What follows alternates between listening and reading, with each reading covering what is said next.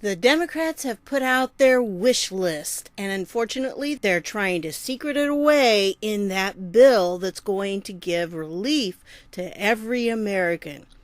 It's sad, but it's true. Hang with me, I'm going to show you some clips from what happened on Monday.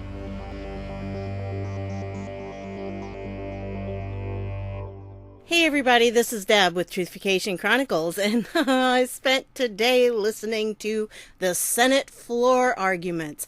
Oh my, what a day. Now, I didn't listen to all of it. It was about 9 hours long, and I put it on double speed, and I made it through about 6. But, after a while, you're hearing the same thing over and over. The Democrats didn't really show up much. Manchin was there. He made a few statements. There were a couple others from Connecticut and Delaware, I think it was. But yeah, the rest of them weren't there. And it was pretty much a Republican show. But the whole thing is so crazy. Once you find out, if you don't know what was in the bill and what happened, let me just go through it as we're going through some of these. I'm going to start with this clip with Susan Collins here, because when she gets fired up, man, she really gets going, and she did an excellent job laying things out here.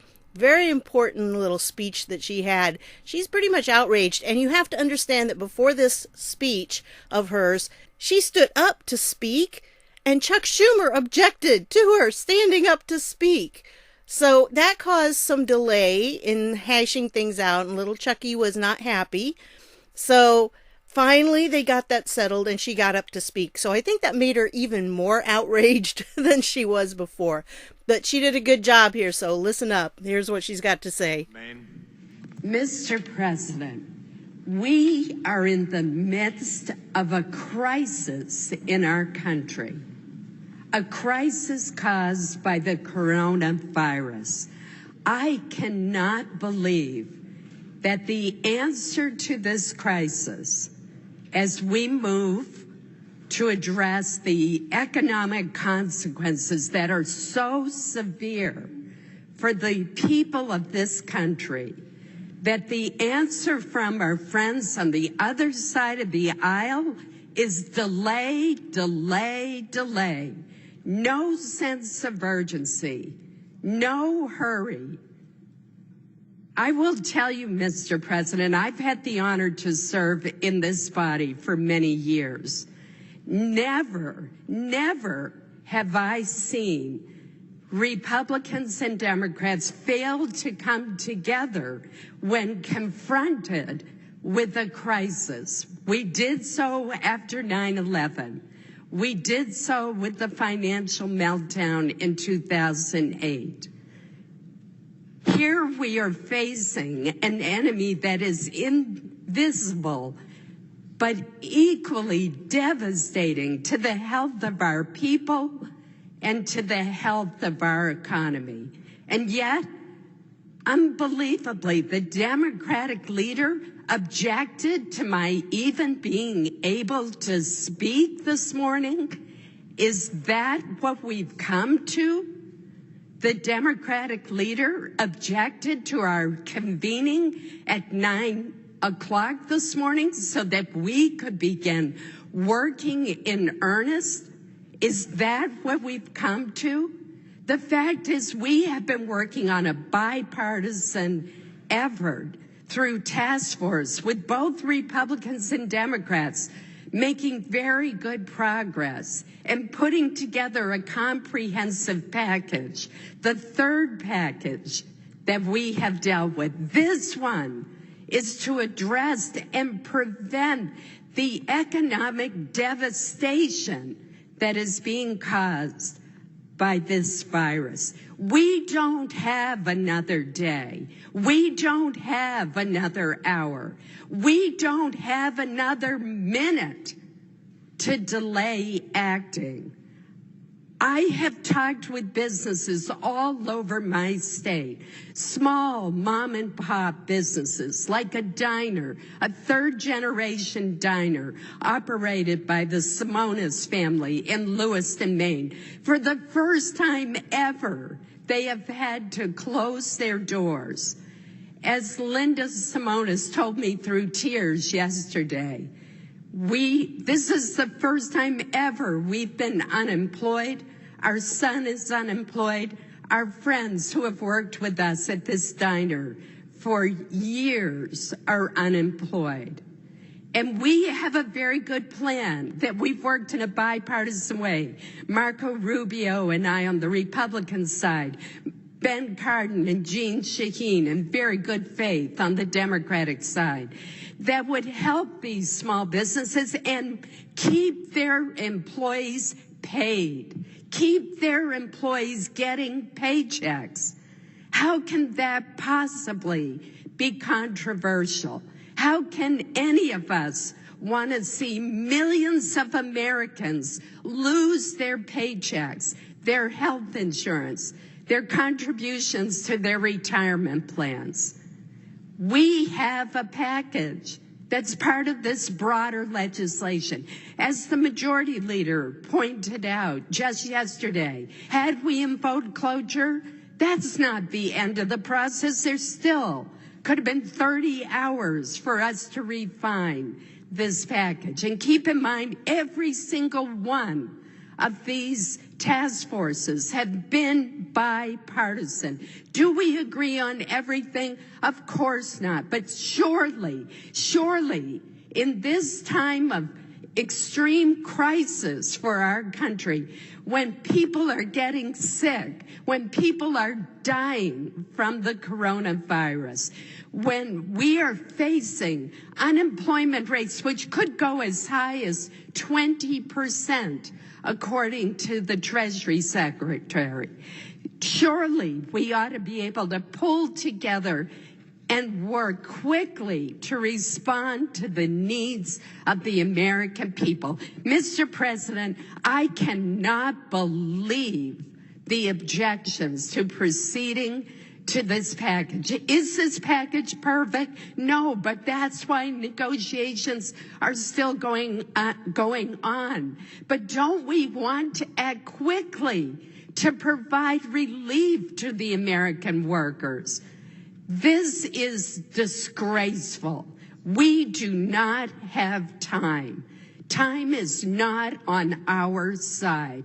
Let's get the job done for the American people. Oh, she nailed it, didn't she? See, here is the problem. This is what happened as I understand it. On Saturday and Sunday, they were working on a bill. They were, both sides were working together, trying to hash out things. And they were coming up with some very good ideas. One of the ideas that I think really is very smart is that they were going to give loans to small businesses, but it was with the condition that if they use that loan money to keep people employed or to pay off, just regular operating expenses, then they would have it forgiven, and it would then end up being a grant instead of a loan. I thought that was kind of brilliant. It's a great way for businesses to have that money, but it also gives some kind of responsibility that that money has to be used to keep people employed. And I think that was really great. Now, that was for businesses that are, 500 or less, the small businesses. For the larger businesses, I think this is probably one of the sticking points that they have, because they want to make sure that it's not used to go to the CEOs and everything just to give them pay raises, which I understand. And I think most Republicans are totally with that, on board with it. And it's something they can negotiate. But the issue is Nancy Pelosi was away. Okay, the House is not in session right now. So they're not there. And so she was out in California. She decided to come back to Washington. And all of a sudden, on Sunday, once she gets here, she brought with her a 1,400-page bill. Yeah, can you believe it? 1,400 pages. And she wanted to get that put in. Well, of course, it's got a lot of garbage in it. And that's what the Republicans are standing against, because there are things in there, lots of things in there, that have nothing to do with the actual bill. Now, we're going to talk about those in just a minute, but it's, something that there's no reason why they should have those in there, because they have nothing to do with helping our country right now. And, whether they want to debate them some other time and try to get legislation passed on them, that's different. Right now, this is an immediate bill. This needs to happen now, because there are people right now who have no money to go to the store and buy food for their families. They have no money to pay rent, or they have no money to put gas in their car. These people need relief now. They need that check, and it's going to be a long time before they actually get it. The problem is, how long can people wait? We can't keep going like this. Now, there are a lot of Americans who had some savings, and so they're working on that. And those of us in the conservative movement tend to be preppers a little bit. And so we do have some things stocked away because we were worried about the economic climate during Obama's administration. So, we're probably not in that bad a shape compared to a lot of other people who live paycheck to paycheck. And some of you might. Sometimes you're in a situation like that where you really cannot get ahead of the game for a while in your life. You just keep trying and, bills come up and everything. So I understand that. I was there for a while. So I've been through that. I do understand what's going on, and my heart goes out to people like that. I've been praying for them, and I really hope that these guys get past all this garbage, because y'all need this money. If you've been living paycheck to paycheck, you definitely need to have this money now. So anyway, that's the situation. Nancy Pelosi really threw a wrench in the works. She messed everything up. They were pretty well settled, and they just had a few more things to hash out. And then all of a sudden she shows up on Sunday and everything hit the fan. So it has been topsy-turvy. And today it went back and forth, and you could just kind of sense the anger in most of these Republicans, because they thought they had it settled. They thought they were doing what was right for the American people. Maybe there were a few things they still had to hash out, but then all of a sudden they get this bill that has a bunch of garbage in it. Now, I want you to hear John Kennedy here, because, this guy, he's one of my favorites. I love listening to him. He makes so much sense. And in this one, I had to cheer him on, because this guy, brilliant. This was a brilliant speech, and I actually heard it on Hannity on the radio when I was driving around earlier today. Yes, I was driving around, because tomorrow Indiana's got their little thing on, and you're not supposed to be driving around. No, actually, I was going to check on my parents, so I was legitimate when I was out there. But it was nice to just get out of the house and drive around for a bit. And so I heard this, and I thought, yeah, I got to save that one and share it with you guys, because it's well worth it. So here you go. Listen to John Kennedy here. You know what the American people are thinking right now? They're thinking that the brain is an amazing organ. It starts working in a mother's womb, and it doesn't stop working until you get elected to Congress. You know what the American people are thinking right now, Mr. President? They're thinking that this country was founded by geniuses, but it's being run by a bunch of idiots. You know what the American people are thinking right now, Mr. President? They're thinking, why do the members of the United States Senate continue to double down on stupid? Now, this is not a Republican bill, Mr. Chairman. This is a bipartisan bill. We have spent hours and hours and hours negotiating these provisions with our Democratic friends. This is not a slush fund. This is a bill to help people and businesses in America. This bill is going to increase unemployment insurance. This bill is going to send $1,200 to every man and woman in America, taxpayers who make less than $75,000 a year, and $500 for each of their children. This bill is going to help every small business in this country. It's not a bailout. It provides up to $350 billion for small businesses for the next 8 weeks to keep going. And if they don't lay anybody off, the loans are forgivable. Now, we have some businesses in this country that are bigger than 500 employees. This bill has a provision to help them too, as well. In America I was raised in growing your business and becoming as large as possible was something we aspired to. This bill does not create a slush fund for the Treasury Secretary.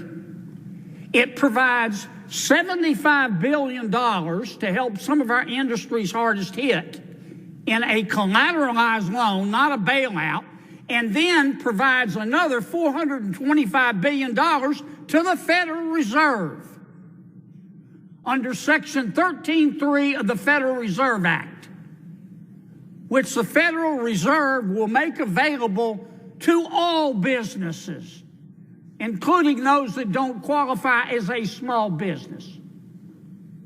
And it's not a gift. We can negotiate warrants. We can negotiate stock options. We can take a piece of their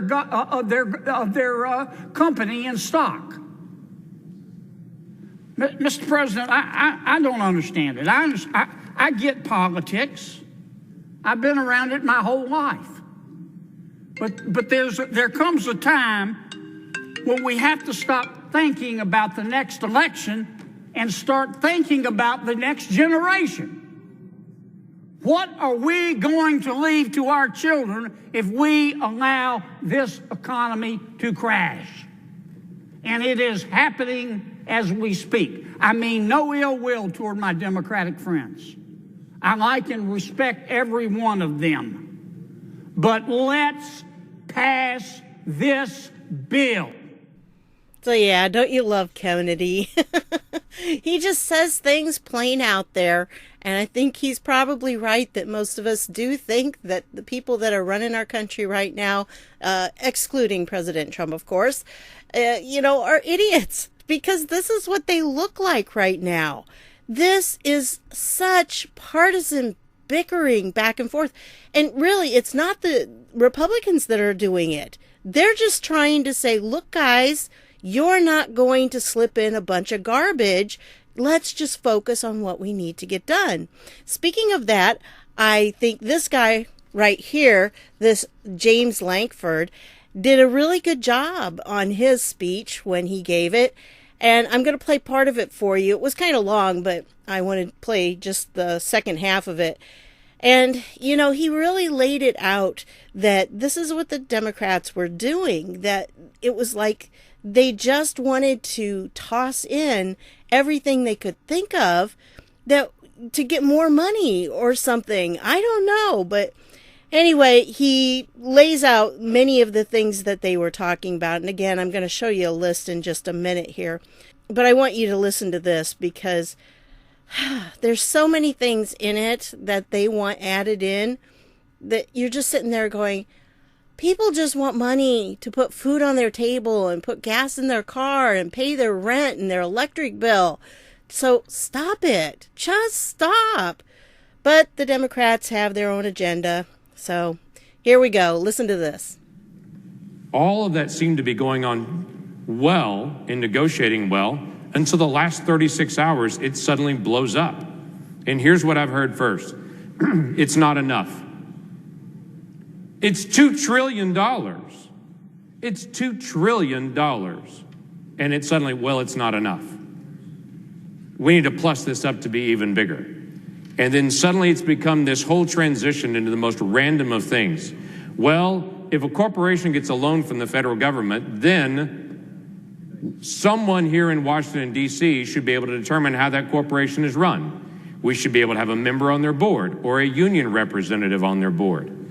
We should be able to have some kind of stake in their board to be able to do that. We should be able, this was my favorite one, we should be able to tell the board if they're considering layoffs, someone here in D.C. should be able to go to the company, evaluate the rest of their portfolio, and tell them other ways they can do their business besides laying people off. Are you kidding me? We're now going to create a whole new federal bureaucracy that goes to every company if they take out any loan in this program and to be able to tell them how to be able to manage the day-to-day operations of their company. There was a requirement that every company had to do a $15 minimum wage from their company. There's a requirement they couldn't do stock buybacks. And by the way, I have no problem with prohibiting the use of these loan dollars to use for stock buybacks, but that's not the concept. The concept was for the next 10 years, you can't ever do stock buybacks on anything, regardless if it's with these loan funds. It became this bizarre shift into, oh, we have an opportunity to run every company in America and tell them how to be able to operate, and that became the goal. Then it became, we need to also add solar grants. The latest proposal that just came out today was $600 million for the National Endowment for the Arts and the National Endowment for Humanity. $600 million. Not connected to anything COVID, it was just they need a plus up of an additional $600 million for the National Endowment for the Arts, National Endowment for the Humanities. The other one was that we need to have a forgiveness of all debt for the post office, ever. All post office debt. That was just released today. The list is going on and on and on.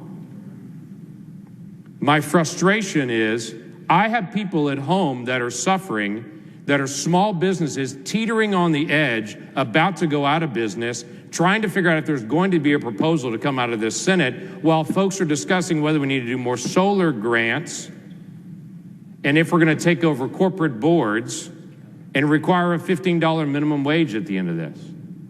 Can we just deal with COVID-19? Can we just deal with one thing with COVID-19?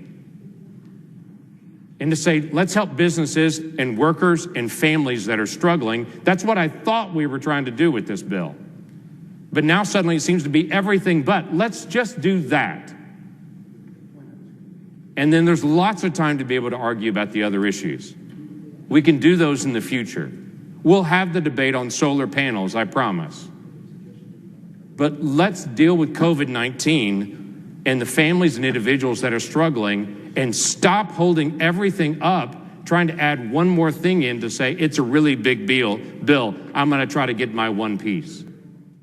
And then Ted Cruz had a really good statement too. You know, he usually does, but he did a really good job with his because he brought in the data and made it understandable and said while they're doing all of this, while they're not even wanting to vote on it, because really what the majority of this was about was just voting to actually take the bill up and to start discussing it.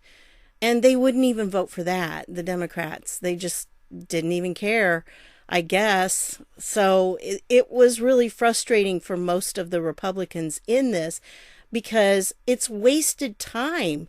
And once they decided that they wouldn't even vote to take it up, then that put it off for 30 hours. So that puts it off another day plus, because 30 hours is more than 24 even. So, you know, they have all these rules that they have to follow and procedures, and it's just pushing the time back. And it's like, we don't have the time to waste. But anyway, I think Cruz does a good job of illustrating it. So here's his clip. Look, there is a time for political disagreements. There's a time for policy disagreements. I am no stranger to robust political and policy disagreements. But we are in the midst of a global pandemic. People are dying. People are suffering.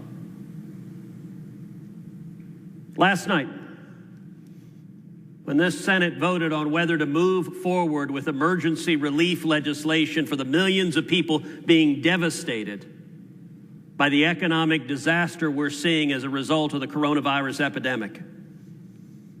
Every single Democrat in this body voted to block consideration of this bill. Now, for those of you at home who are not poring over a Senate procedural matter, what does it mean to vote to block consideration? Doesn't mean they voted against the bill. It means they voted against even starting to take it up. The New York Times headline moments afterwards said, Democrats block $1.7 trillion stimulus bill. Of course, that headline had the fault of being accurate. And so within minutes, the New York Times changed it to Democrats block $1.7 trillion stimulus bill, citing worker concerns. That was headline number 2. But then apparently the partisan leanings in the New York Times were too strong for that. And so they revised it a third time to say partisan division halts discussion of the bill. No, it wasn't partisan division. It was one party, the Democratic Party, saying to this chamber and the American people, hell no. We won't even take this up and discuss it. At a time of crisis, at a time when people are dying, that's wrong. That's shameful.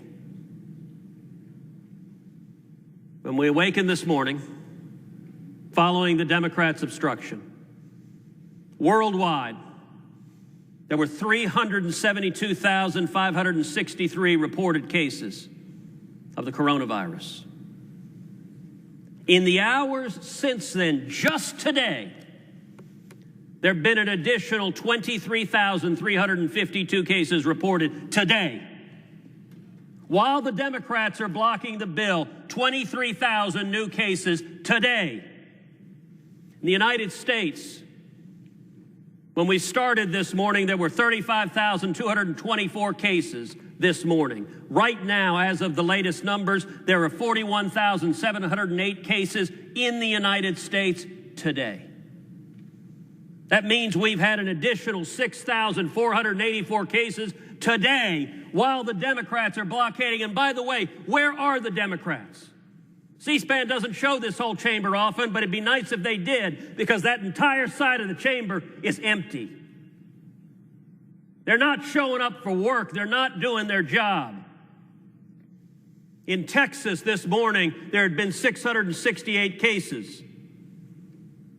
As of right now, there's 722, 54 more cases today, while the Democrats are blocking consideration of this bill. How about deaths? Look, as we look at this crisis, there are people right now gasping for breath. You and I, we have friends who have been diagnosed with this disease. We've read stories, we've talked to people who've struggled under it. I heard from one individual who's hospitalized right now that breathing felt like a belt strapped across his chest, that he could barely breathe.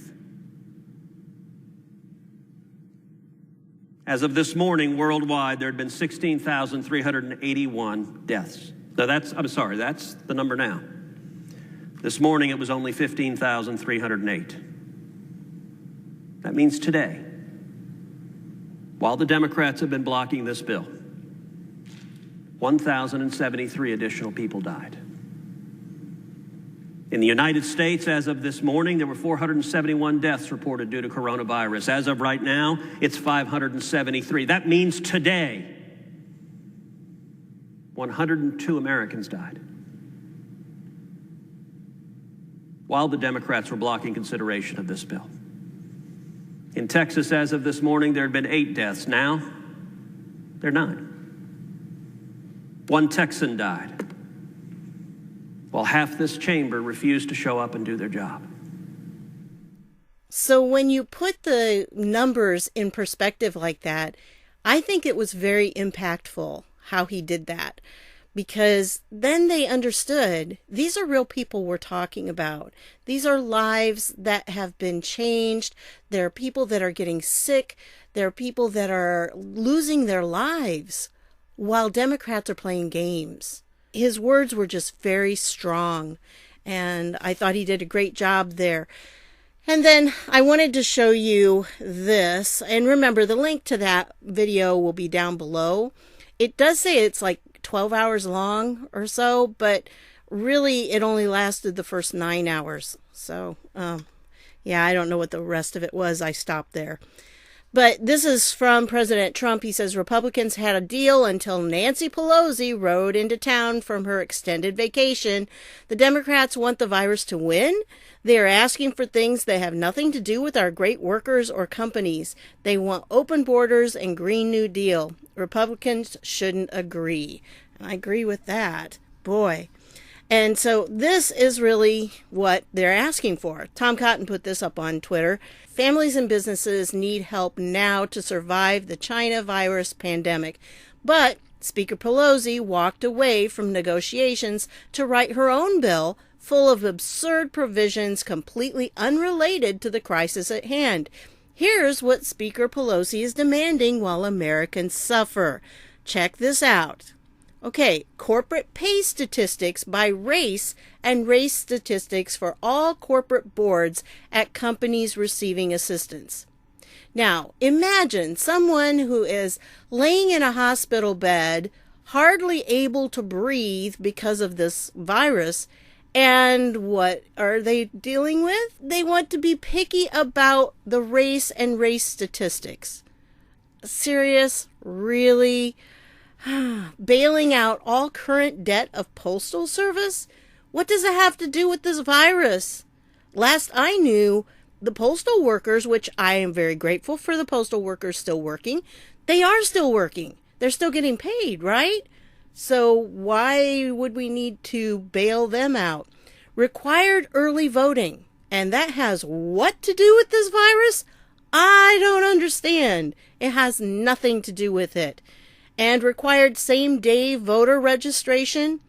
Yeah, well, both of those are ways to fix the election because it makes it really easy for voter fraud. And we know that the Democrats are pretty good at figuring out how to do voter fraud. 10K bailout for student loans. Okay, well, right now, student loan payments have been suspended, far as I understand. President Trump did that. So, a bailout? So, you know how much money that would be if you have 10K bailout for everyone who has a student loan? That's massive amount of money. And that could better go right now to medicines and to, respirators and masks and all the other equipment that these health workers need and making more tests available to people. Don't you think?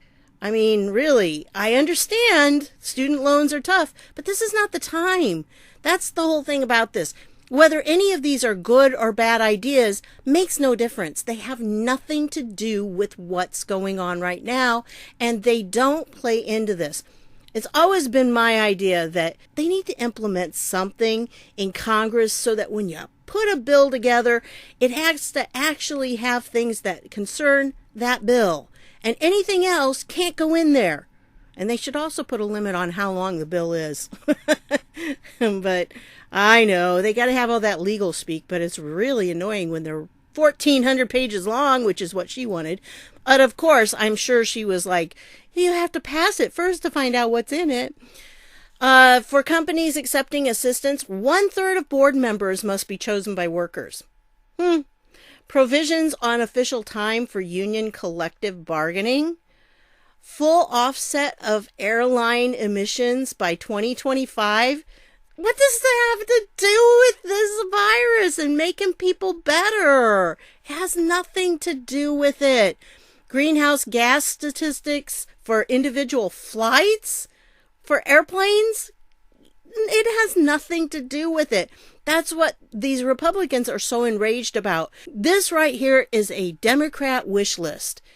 And they're hoping that in order to get this bill passed because the American people need it so desperately, they'll be able to put their little wish list in there. This is despicable, in my opinion. I can't even fathom somebody who can see the crisis that we're in and the hardship of so many Americans, and that they are so petty that they would do this. Retirement plans for community newspaper employees, $15 minimum wage at companies. People are going to be glad just to get a wage, let alone $15 minimum. And by the way, my opinion on the $15 minimum is it all depends on where you're at as to what you should be paid, because people who live here in Indiana have a lot different expenses than somebody who lives in LA or New York. The cost of living is so different across our country that you really can't do that. It needs to be state by state. Now, obviously, there can be a federal minimum wage, but it's got to be a lot lower than that. Permanent paid leave at companies receiving assistance. I mean, the Democrats see an opportunity in this crisis, not to help the American people, but to hold an emergency relief bill hostage until they get their radical wish list. How long will Arkansans and Americans across the country have to wait? Well, how long are Hoosiers, like Praying Medic, he always has good stuff. Anyway, so I wanted to share that list with you. As always, all these links will be down below. You'll be able to go on and, if you're on Twitter, share this so people can see what Tom Cotton has said here, because this is their list of demands, and it's crazy. What's really scary is that they're holding us all hostage right now. Think about how your job could just disappear because the Democrats are being idiots. Scary, isn't it? Yeah. So anyway, I wanted to share that with you. And, there's just so much that they covered, but most of it is the same things over and over. They were just pointing out what the Democrats were trying to slip in. And I hope American people were listening at least a little bit, because this is an important thing. And they need to understand that the Democrats are not working in the interests of the American people right now. They need to put aside all of this garbage and focus in on what is really important, because many, many people just don't even have food on their table right now, or are maybe in danger of losing their houses or whatever. So it's very serious, and the Democrats are messing around. It's so frustrating and irritating, and I sure hope that the people in their districts wake up and see this, because they're losing out. They're not getting their checks because the Democrats are playing these games. Really sad. So that's what I've got for you on this one. I want to thank you for stopping by, and I'll see y'all later.